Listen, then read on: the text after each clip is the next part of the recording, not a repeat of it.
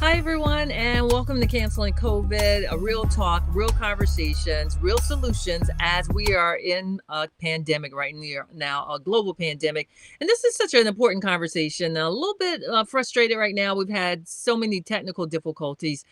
We've been trying to get this thing started since 1 o'clock. And I accept all the blame because typically everything just falls in place, but it did not happen that way today.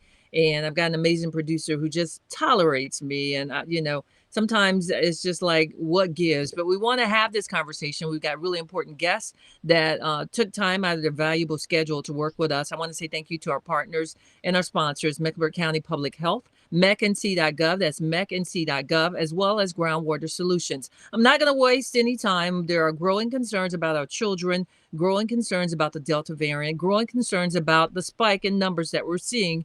And according to our North Carolina numbers, more children under 17 tested positive for COVID the first week of August than any other week since January 17th. Now, last week, more than 47,000 children tested positive in our state. That's more than double the number for June. And that's clearly on the mind of parents, as students, and teachers as we prepare for back to school. So, someone who's awfully busy and has taken time out of her schedule to join us, I'm talking about none other than our board chair, Charlotte Mecklenburg Schools, Elise Dashew, is joining us to hold a quick conversation. So, Elise, we're having some technical difficulties. You've been amazing. I appreciate you. Thank you for standing by. I'm going to move this along because I know you have other things to do as well. So, last school year was emotionally draining for everyone involved. There's been so much going on, so much good and bad, criticism and some praise, but we all kind of had to walk through this and figure it out.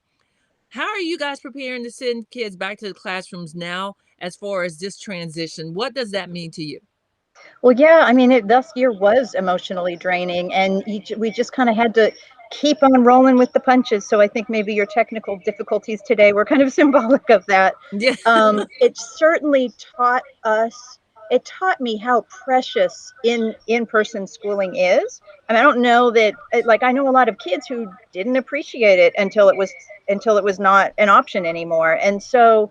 I know we're thrilled to get our schools back open again, and at the same time, this Delta variant, these new numbers they're alarming. So here I thought we were going to be back, we were going to be out of the woods and getting back to normal, and it looks like we're still going to have to be very, very vigilant to keep everybody safe, but to keep that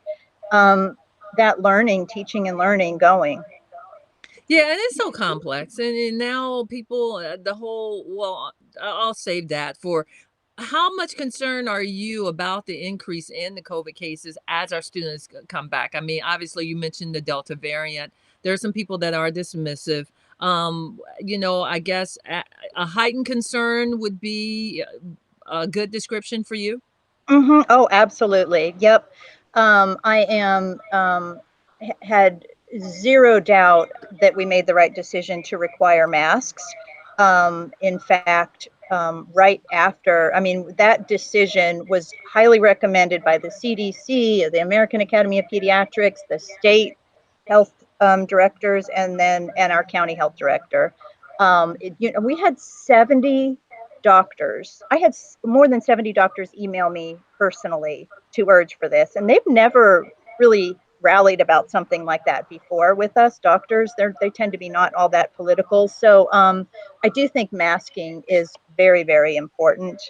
Um, so we've just got to do everything we can to get this school year going And to take care of our kids. and to take And care of our kudos to kids. you for rising above that. All of the back and forth and the division, whatever the case may be. In this situation, we're doing what's right for our kids. And Charlotte Mecklenburg schools were just one of the few states, or one of the few districts in the state that required mandatory mask. And I really appreciate you all stepping up and saying, look, we're going to just ignore the noise. We're going with the experts. And the vote was nearly unanimous for the board. Mm-hmm. You know, you had to have a really good feeling. You just said that.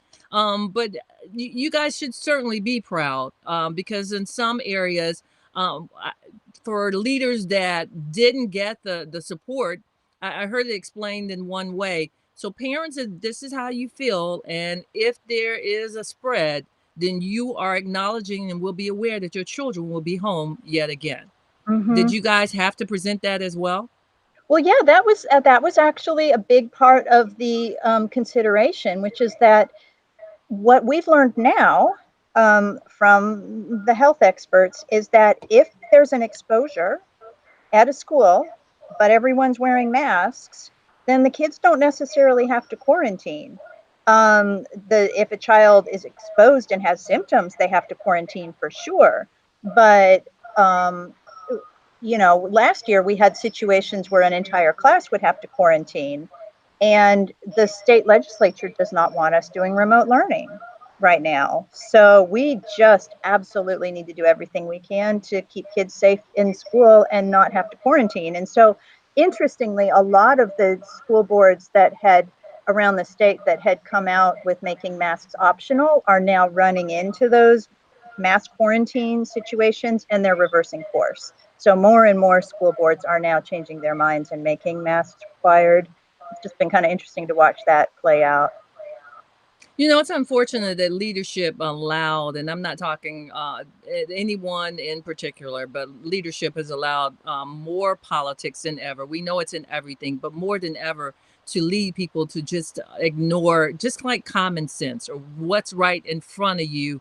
Even though you see it, you still might turn around and say, well, that's not true, or I don't trust that. And again, not digging into the weeds. I respect people for their decisions, but the decision when it impacts my life and others around you, if we could just get back to that neighborly love, caring for one another is what we've Mhm. gotten so far away from. So the school board Facebook page has got several comments from parents who believe they should have the final say on masks. Now, what Mhm. would you say to them on that? And maybe I just kind of answered that question, right? Well, I think personal choice is, for many Americans, it's a deeply held value. It's almost like that's how they define what it means to be American. And, I'm an independent thinker myself. I like to do my own research and make my own decisions and not have anyone tell me what to do for my family. But also, I am aware that my decisions impact other people, and I don't want to make other people sick.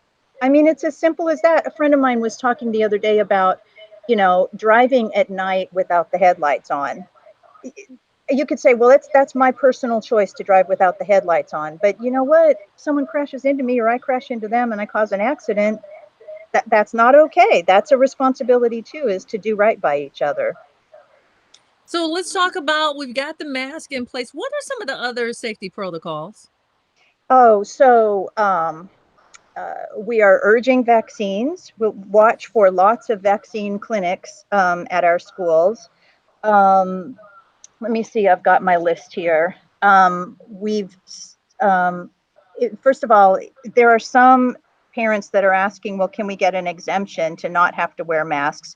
You do need a medical note this year. You're going to need a note from your doctor. There are some very narrow, specific reasons where kids might need an exemption, but that's been tightened up. A lot of work on our ventilation systems in our schools. Um, every school is figuring out the best way to handle lunch to make that safe, because every cafeteria is configured differently. So those plans are being worked out. We have got massive amounts of PPE in our warehouses, and all the schools should be fully stocked with their initial batch. And then there's like a PPE contact at every school, and they're responsible for letting the warehouse know when they need to be replenished. There's been pretty intensive cleaning going on all summer, including in we've got like, I think it's 1,200 trailers, mobile classrooms in the district. It's all getting deeply cleaned. Lots of work on the HVAC systems. People have been busy. So you mentioned, I want to wrap things up. I know you've got another call to hop on. The ventilation system, that seems to be a big sticking point with a lot of people. Can you Yeah. speak or elaborate on that a little bit? Yeah. Yeah, part of it is because it's so confusing. Every time, like, we bring it up at a school board member and we bring out the experts to kind of explain what they've done and how it works, it's like you have to have a PhD in physics to to follow it all. Right. Um, but no, we do have 39, well, first of all, it's just, some of it is simple as cracking open a window and having good, high quality HVAC systems. But we have 39 schools that are old enough that, they were real concerns. And so those have been prioritized, and we've been installing this technology called needlepoint bipolar ionization. It's very expensive. We're using our COVID relief funds for this, and we're prioritizing those 39 older schools first. 22 of those have been completely installed. Um, there are others that they're kind of awaiting on their inspections. And so most of our schools are up and running and ready, with all the extra bells and whistles. And by the time we get to October, they should all be up and ready. So, real So quick, I know there's still a chance for exposure, and the students that have to be quarantined for 2 weeks. What does that look like for them? Um, it's for the kids that have to be quarantined. We're going to have to send work home for them, and we have to think about staff being quarantined too. So we've got to be prepared for that, and we need a really good substitute pool.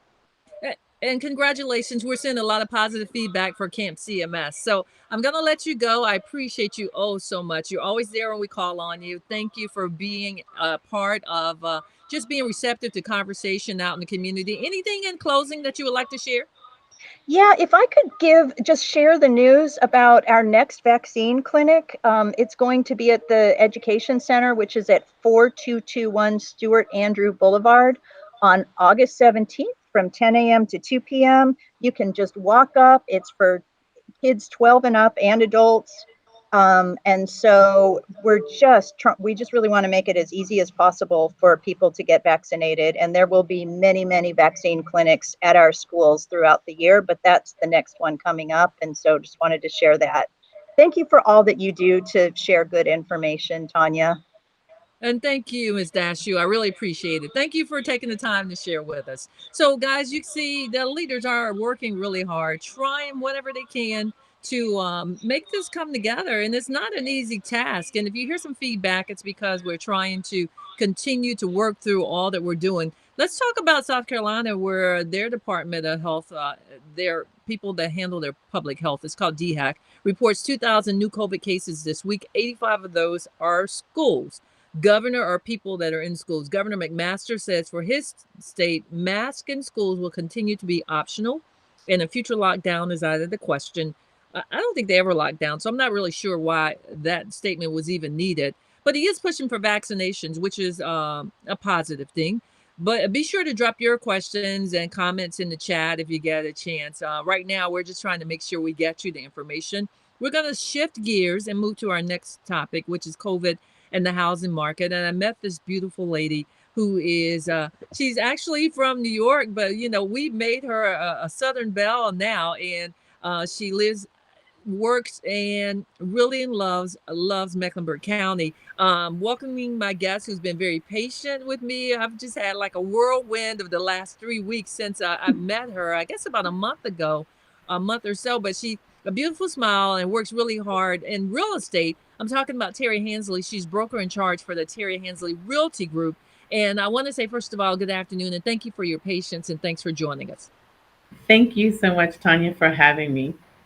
Absolutely. So now the COVID spike, one of the things when we were talking, just talking about everything happening around housing, and we know as a part of children, the homeless population in Charlotte Mecklenburg schools and in our school system, it's tough for children to learn and to concentrate if they're worried about housing. So let's start with the eviction rate.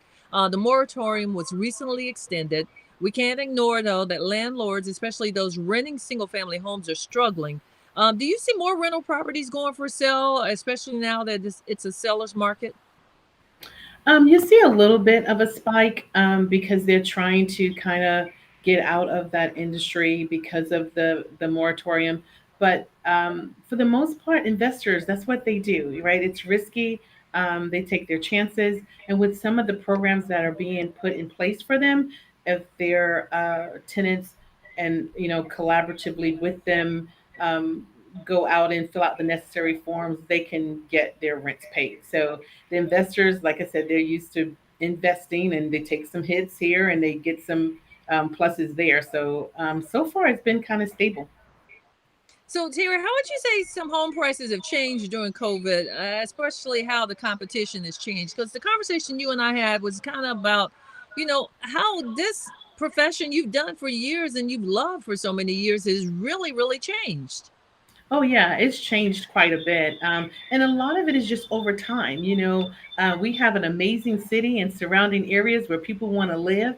They're coming from a lot of the dense population where they were closer, living closer together, and now they kind of want to, because of COVID, kind of spread out a little bit. So they moved to our area, and you have great jobs here. You have low inventory, unfortunately, and a great demand, so that drives the prices up. So, with that being said, it's just kind of how it is in Charlotte. It's really, unfortunately, have taken away the affordable housing, so we don't have a lot of affordable housing right now. And the way things are looking, it doesn't seem to be changing because we have more of these great companies coming into our area. They're bringing lots of really good jobs and lots of people, and we don't have enough inventory, and that helps drive the pricing up. So, if I'm hearing you correctly, we're going to talk about pricing more people out of the city of Charlotte. Historically, there's always been an affordable housing issue, and I think I said to you at some point this has to crash. That's not necessarily true, huh? No. I mean, I don't see, I mean, just based on what we're seeing in the market, um, there's no real need because there is jobs. Our economy is going well, and people are finding and maintaining their good jobs, and there's just no need to bring the pricing down. And of course, you have the supplies. With new construction, all of that is happening as well. Those prices are being driven up, and that causes the builders to drive up their pricing. So it's just there's just I don't see where that's going to change. Wow, it's kind of unfortunate. And what is the biggest complaint or concern that you've heard from buyers right now? Well, a lot of my buyers are feeling some of that. Unfortunately, we can't find a house. We're working really hard. Have our families, and we're doing the very best that we can. And before it was the American dream, you work hard, you can find a home, and you can move in and raise your family and have great memories. Well, in these cases, because pricing is going up, not necessarily matching the income, and so therefore they're finding themselves priced out of the market. Those that are trying to stay in, we have everybody looking at the same house. We have multiple offer situations. You have to increase your offer. So a lot of times you're right at your budget.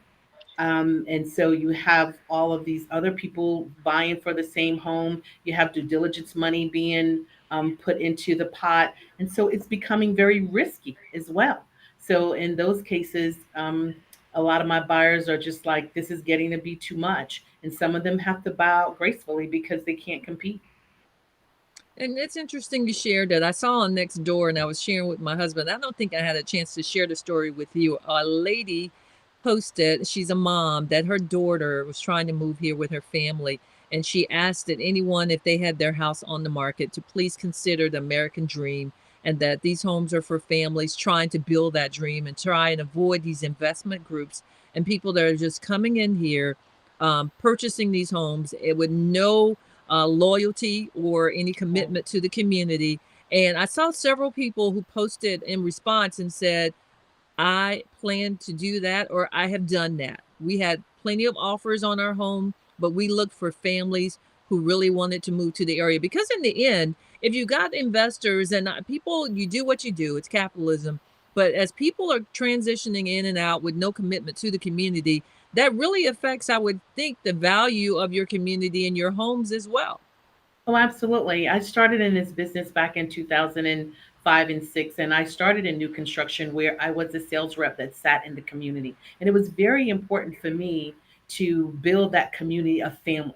And when we would have investors come in and want to buy three and four houses, it was like, how do we say no and be in compliance and be, protecting my license by not discriminating. But at the same time, it was that very thought of, when we bring in a lot of investors, they turn them into rental properties. And as you know, it becomes a cycle of people coming in and out. They don't have the same uh, value to the property, they don't take care of it the same. It's just a whole lot of things that could happen when you start to turn a community of homeowners into a community of renters, and so, or investors. So we do try very hard to have conversations with listing agents and say, hey, I have a family here, a single mom, trying to raise their children. But you have to be careful there because we got fair housing issues. So you don't want to start putting certain things out there, and then the seller starts to,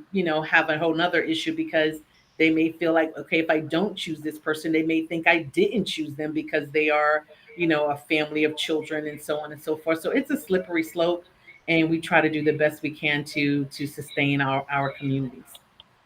Well, COVID has disrupted everything and it continues. And for all of us that continue to survive, we just need to understand, of course, stay prayed up, but just continue to work through this. There is no easy solution Yeah. from anything that we are dealing with. As we wrap things up again, Terry Hansley and this beautiful young lady, if you're looking, I'm sure she will share her information. We weren't able to get any of the information up on screen because I've got our producer. She's busy trying to help maneuver to keep the show going. But Terry, anything else that you would like to share? And please give out your information. If you're looking to buy or sell here at Hansley Realty, we would love to help you with that process and on that home ownership journey. You can reach us on all the social media, which is at hansleyrealty.com. And you can give us a call at 704-502-0241. And if you are in the market to buy or sell, don't sit on the sidelines and wait. If you need a place for your family and you need to make a transition, now is the time. Great, great stuff. Thank you again for taking the time to talk with us. Thank you for All right, having me. enjoy the rest of your day. And she's been super patient. I feel like I owe her flowers or lunch or dinner or something because she has really stood by, truly committed to helping me to get her on and share her story. So, guys, it's been great chatting with you today. For those of you that hung in there with us as we got on the air, I just would like to say, as always, life's challenges make you better, not bitter. Quite a few challenges, but we're going to get better and continue to grow from this. Thank you for tuning in. We'll be back on Friday with more of Canceling COVID. Thank you again to Mecklenburg County Public Health, mecnc.gov, mecnc.gov, and Groundwater Solutions. Now, Dr. Black will be with us on Friday also. And we've got another special treat on Friday, a representative from Legal Aid that's going to share information about evictions and hopefully you'll share the word for people that need that information as well. Thanks everyone for joining us. Thanks for tuning in. Thanks for your support of Canceling COVID. Have a great Wednesday. Try to stay cool and enjoy the rest of your day. Thanks, everyone.